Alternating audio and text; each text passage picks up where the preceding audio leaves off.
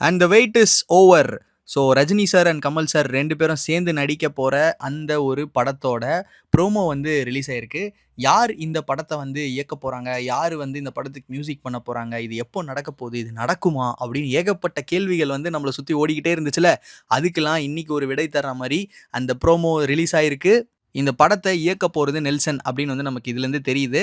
இந்த ப்ரோமோவோட பிகினிங்ல வந்து நெல்சன் வந்து ஒரு காரிடார்ல வெயிட் பண்ணிட்டு இருக்காரு. எந்த ரூமுக்கு போலாம்? இங்க போலாமா? அங்க போலாமா? அப்படின்னு ஒரு கன்ஃப்யூஷன்ல வந்து இருக்காரு. அப்போ வந்து அனிருத் வந்து நான் வந்து என்ன மாரி ஒரு சாங் போட அப்படி அந்த மாரி ஒரு ஸ்டைல்ல வந்து கேட்குறாரு. அப்போ வந்து நெல்சன் வந்து நீங்க எதனா போடுங்க. நான் இப்ப இந்த ரூம்க்குள்ள எப்படி போறதுன்னு யோசிச்சுக்கிட்டு இருக்கேன் அப்படின்னு சொல்லி பிக் பண்ணி ஃபர்ஸ்ட் கமல் சாரோட ரூமுக்கு போறாரு. அந்த ரூமோட டோர்லயே வந்து பார்த்தீங்கன்னா, ரூம் நம்பர் 7 அப்படின்னு வந்து போட்டிருக்கு. ஸோ கமல் சாரோட பர்த்டே வந்து 7 அந்த டேட்ட வச்சு தான் வந்து போட்டிருக்காங்க. ஸோ அது மூலியமா வந்து கமல் சார் ரூம்குள்ள போறாரு அப்படின்னு நம்மளால தெரிஞ்சுக்க முடியுது. ஸோ எடுத்ததும் ரஜினி சாரையும், கமல் சாரையும் வந்து ரிவீல் பண்ணாம, அவங்க ரெடி ஆகுறாங்கல்ல, ஸோ கையி அத மட்டும் தான் வந்து காட்டுறாங்க. ஃபர்ஸ்ட்டு வந்து கமல் சார் ஒரு கோட்ட எடுக்குறாரு. "இது நல்லா இருக்கா?" அப்படின்னு கேட்குறாரு. இது வந்து ரஜினி சார் ஆல்ரெடி செலக்ட் பண்ணிட்டாரு அப்படின்னு டபால்னு அத போட்டு அடுத்த கோட் எடுக்குறாரு. அதே மாரி ரஜினி சார் வந்து ஒரு பூட்ஸ் எடுக்குறாரு. இது கமல் சார் ஆல்ரெடி எடுத்துட்டாரு அப்டின்னோனே, தொப்புன்னு அத போட்டுட்டு இன்னொரு பூட்ஸ் எடுக்குறாரு. ஸோ ஒருத்தர் யூஸ் பண்ணத இன்னொருத்தர் யூஸ் பண்ண மாட்றாங்க. கண்ணாடியா இருக்கட்டும், வாட்சா இருக்கட்டும், பெல்ட்டா இருக்கட்டும். இந்த மாரி தான் வந்து இந்த ஃபர்ஸ்ட்டு ஒரு ஒரு 1 1/2 நிமிஷத்துக்கு வந்து அவங்களோட ரிவீலிங் ஷாட்ஸ் மாரி மட்டும் தான் வந்து வச்சுக்கிட்டு இருக்காங்க. அப்புறமா அவங்க ரெடி ஆனதுக்கப்புறம் 2 டோரும் ஓப்பன் ஆகுது. ஃபர்ஸ்ட்டு கமல் சாரோட ஃபேஸ ரிவீல் பண்றாங்க. சும்மா ஸ்வாகா தாடியெல்லாம் நல்லா வலிச்சு வாரிட்டு, கண்ணாடி ஒண்ணு போட்டுக்கிட்டு, கெத்தா வந்து அப்படியே வந்து பார்க்குறாரு. எதிர் டோர் ஓப்பன் ஆகுது. தலைவர் வந்து செம்மையா வந்து ஒரு லுக்ல வந்து இருக்காரு. ஸோ இந்த பாயிண்ட்ல 2 பேரோட ஃபேஸும், கெட்டப்பும் வந்து ரிவீல் ஆகுது. அங்கருந்து புடிக்குது. அப்புறம் 2 பேரும் ஒரு கேரேஜ் மாரி இருக்கு. இந்த கார எடுக்கிறதுக்காக போறாங்க. ஸோ அந்த கேரேஜ்ல வந்து 2 பேரும் வந்து நிக்கிறாங்க. ஒரு சிலோவர்ட் ஷாட்ல சும்மா அப்படி தீயா இருக்குது. இதுக்கு முன்னாடி தமிழ் சினிமால இப்படி ஒரு விஷயம் வந்து நடந்திருக்கான்னு தெரியல. 2 லெஜெண்டரி சூப்பர் ஸ்டார்ஸ் வந்து அவங்களோட பீக் டைம்ல சூப்பர் ஸ்டார்ஸா இருக்கிற டைம்லயே வந்து 2 பேரும் சேர்ந்து நடிக்கிறது. சும்மா ஸ்லோ மோஷன்ல 2 பேரும் நடந்து வருது. அப்படி இருக்கு பார்க்கறதுக்கே. அந்த கேரேஜ்ல பார்த்தீங்கன்னா, பல ஒரு ஹாலிவுட் ஸ்டைல்ல ஹீரோயின்ஸ்லாம் வந்து இருக்காங்க. கார் வாஷ் பண்ணிட்டு இருக்கிற மாரிலாம் இருக்காங்க. ஆனா நம்ம கண்ணு அவங்க கிட்ட போகவே போகாது. நமக்கு தான் இவங்க 2 பேர் இருக்காங்களே, இவங்கள விட்டுட்டு நம்ம எதுக்கு அவங்கள பார்க்கணும் அப்படிங்கிற மாரி தான் இருக்கும். 2 பேரும் ஸ்வாகா நடந்து வந்து அந்த கார் கிட்ட போகும்போது தலைவர் கீ எடுத்து சும்மா சரக்குன்னு ஒண்ணு போடுறாரு. இத கமல் சார் கேட்ச் பிடிக்கிற அந்த ஒரு ஃப்ரேம் இருக்கு பாருங்க. எப்பா! எப்பா! எப்பா! எத்தன வாட்டி பார்த்தாலும் அவ்ளோ சூப்பரா இருந்துச்சு. 2 பேரும் பொறுமையா கார்ல ஏறி உட்கார்றாங்க. உட்கார்ந்ததுக்கு அப்புறம் கார ஸ்டார்ட் பண்றதுக்கு முன்னாடி அகைன் நெல்சனும், அனிருத்தும் பின்னாடி சீட்ல வந்து உட்கார்ந்துகிட்டு இருக்காங்க. அப்போ கமல் சார் வந்து கலாய்க்கிற மாரி ஒண்ணு வந்து கேட்கிறாரு. அனிருத் வந்து ஒரு சாங் ஒண்ணு போட்டிருக்கேன். அத கேட்கிறீங்களா? அப்படின்னு கேட்கிறாரு. அதெல்லாம் அப்புறம் கேட்கலாம். முதல்ல யாரு ஹீரோ? அப்படின்னு வந்து கேட்கிறாரு கமல் சார்.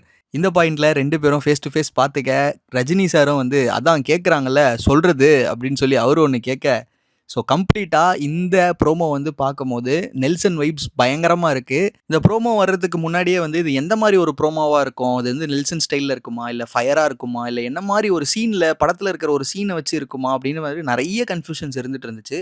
பட் ஒரு விதமா இது வந்து நெல்சன் வைப்ஸ்ல இருக்கிறது வந்து பார்த்தீங்கன்னா, படத்தோட எக்ஸ்பெக்டேஷன இன்னுமே தூக்கி குடுக்குது. ஸோ இந்த படம் வந்து எப்படி ஆக்ஷன் ரிலேட்டடா இருக்குமா? இல்ல வந்து இது வந்து ஒரு காமெடி, இது நெல்சனோட டைப்ல இந்த படம் இருக்குமா? அப்படின்னு வந்து யோசிக்க தோணுது. அண்ட் 2 பேருமே ரெட்ரோ ஸ்டைல்ல வந்து வராங்க. அது வந்து இவங்க இதுக்கு முன்னாடி நடிச்ச ஒரு படத்தோட கெட்டப்லயே வந்து திரும்பி ரீஎன்ட்ரி குடுக்குற மாரியே தான் வந்து இந்த சீன் வந்து இருந்திருக்கு. ஸோ படத்துல இந்த மாரி தான் கெட்டப் இருக்க போதா? இது ஒரு கவ்பாயிஷா இருக்கு. ரெட்ரோ ஸ்டைல்ல இருக்கு. ஸோ அந்த மாரி தான் படத்தோட வைப் இருக்க போதா? இது வந்து ஒரு ஒரு செமி பீரியட் படமா? அப்படின்னு ஏகப்பட்ட டிஸ்கஷன் வந்து இப்போ சோசியல் மீடியால ஏறிக்கிட்டு இருக்கு. இவங்க ஒரு ரீசனுக்காக தான் 2 பேரும் சேர்ந்து நடிக்காம இவ்வளோ காலம் இருந்தாங்க. பட் இது அவங்களுக்கு ரொம்ப ரொம்ப ஒரு முக்கிய படமா இருக்கும். ரஜினி சார் அண்ட் கமல் சாருக்கு மட்டும் இல்லாம, அவங்களோட ஃபேன்ஸுக்கு மட்டும் இல்லாம, இந்தியன் சினிமாக்கே இந்த படம் ஒரு பயங்கரமான படமா வரப்போகுதுன்ற அந்த எதிர்பார்ப்பு இப்போ ரொம்பவே அதிகமா இருக்கு. அண்ட் இதுவரைக்கும் நெல்சனோட அந்த ஹீரோ கேட்டகரியில வந்து பார்த்தீங்கன்னா, நயன்தாரா நடிச்சிருக்காங்க, எஸ்கே நடிச்சிருக்காரு, விஜய் சார் நடிச்சிருக்காங்க, ரஜினி சார் வந்து 2 படம் நடிச்சிட்டாரு. ஸோ இப்போ இந்த நெல்சனோட ஹீரோல கமல் சார் உள்ள வராரு. ஸோ இது கமல் சாருக்கு எப்படிப்பட்ட ஒரு படமா இருக்க போகுது அப்படிங்கிறதும் வந்து ஒரு பயங்கரமான எதிர்பார்ப்பா இருக்கு. அண்ட் ப்ரோமோல மியூசிக்க பத்தி பேசாம இருக்கவே முடியாதுல்ல. மியூசிக் ஒரு பயங்கரமான ஒரு மியூசிக்கா இருந்துச்சு. யூசுவலா வந்து ஒரு ஃபயரா இருக்கும் மியூசிக்கா தான் நம்ம எதிர்பார்ப்போம். இது ஒரு மாரி ஜாலியா ஒரு ஒரு ஜாலியோ ஜிம்கானா வைப்ஸ்ல வந்து இந்த மியூசிக் இருந்துச்சு. ஸோ நீங்க பார்த்துட்டு இருக்க இந்த வீடியோ வந்து இந்த ப்ரோமோவோட ஒரு சின்ன ரிவ்யூ தான். ஸோ உங்களுக்கு இந்த ப்ரோமோ எப்படி இருந்துச்சு அப்படின்னு கமெண்ட் செக்ஷன்ல சொல்லுங்க.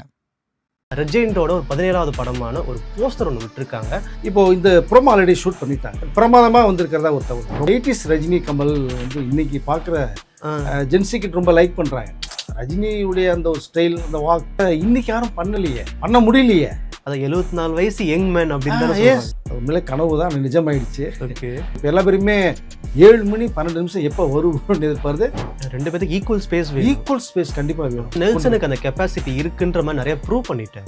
ஜெயிலரே உங்களுக்கு ஒரு காமெடி இருக்கு, ஃபேமிலி சென்டிமெண்ட்ஸ் இருக்கு, ஆக்ஷன் இருக்கு, ரிவெஞ்ச் இருக்கு, பிஸ்னஸ் 1000 கோடிக்கு சாலிடாக போகும், கண்டிப்பாக மேலே போகும். அப்போ இது 1500 கோடியை கிராஸ் பண்ணும். அப்போ நெல்சன் அந்த வரலாற்று பக்கத்தில் ரஜினி கமலும் சேர்ந்து பண்ணக்கூடிய படம் தாறுமாறாக இருக்கும் கண்டிப்பாக. அப்போ தான் கமல் தான் முடிவு எடுக்கிறாரு. கமல் உனக்கு ஒரு ஃபேன் பயங்கர உருவாயிடுச்சு. ஆனால் ரஜினி சார் எப்போவுமே கமல் நீ ஏதோ ஒரு படம் பண்ணணும், நீ ஏதாவது ஒரு சீன் தான்.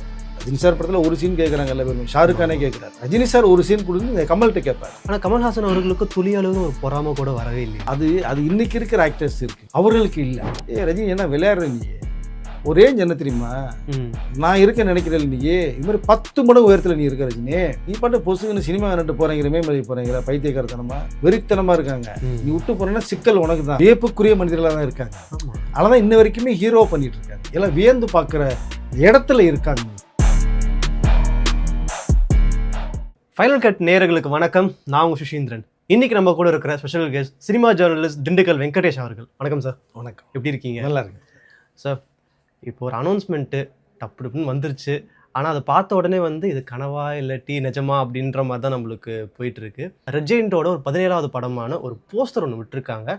அந்த போஸ்டருக்கான அஃபீஷியல் அனௌன்ஸ்மெண்ட் என்னன்றது இன்னைக்கு சாயந்தரம் 7:12க்கு ரிலீஸ் பண்ண போகிறதா ஒரு தகவல் வந்திருக்கு. ஆல்ரெடி நம்ம பேசின மாதிரி ரஜினி கமல் 2 பேரும் சேர்ந்து ஒரு படம் பண்ண போகிறதா தகவல் அங்கங்கே வந்துட்டு இருந்துச்சு.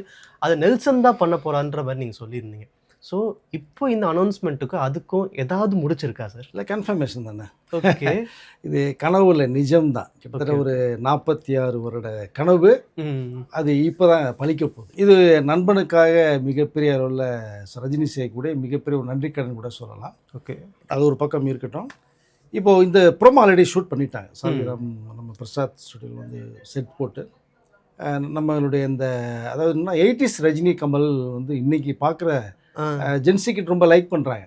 பழைய படங்கள் பார்க்குறாங்க. ஆனால் இன்றைக்கி ரஜினி அப்படி தான் எப்படி இருக்கும் அப்படிங்கிற மாதிரி அதனுடைய ஒரு தாக்கம் தான் இந்த படையப்பா படத்தினுடைய மிகப்பெரிய ஒரு வெற்றியை ரீரிலீஸில் 2K கிட்ஸு ஜென்சி ரொம்ப கொண்டாடினாங்க படத்தை பார்த்துட்டு. இந்த ரஜினி இப்படிலாம் பண்ணியிருக்காரா. ஏன்னா இன்றைய இருக்கிற நிறைய ஸ்டார்ஸ் அந்த ஒரு மேனேஜத்தை பண்ண முடியல. ரஜினியுடைய அந்த ஒரு ஸ்டைல், அந்த வாக் என்ன சொல்கிறது, அந்த டைலாக் டெலிவரி, ஃபாஸ்ட் மூமெண்ட்ஸில் இன்றைக்கி யாரும் பண்ணலையே, பண்ண முடியலையே. அதை 74 வயசு யங் மேன் அப்படி